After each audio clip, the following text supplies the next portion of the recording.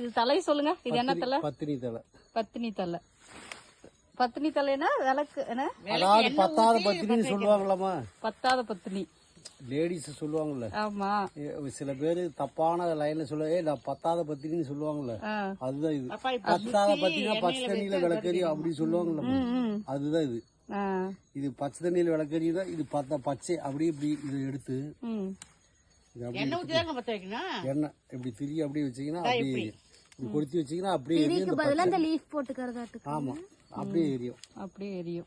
ஆமா அதான் பத்தினி.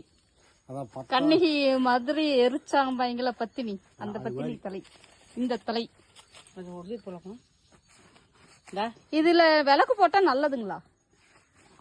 அப்படியெல்லாம் தெரியலங்க, யாரும் போடுறதில்ல மலையில. அப்புறம் விக்கிறாங்க நல்லதுன்னு சொல்லி. உங்களை மாதிரி 4 காமாட்டி வரும்னுதான்.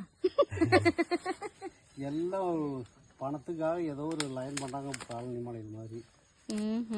இது திரும்புற பக்கமெல்லாம் கிடைக்கிற வேலைக்கு வாங்க வேண்டிய அவசியமே தான். அங்கெல்லாம் எங்கெங்கேயும் வருது.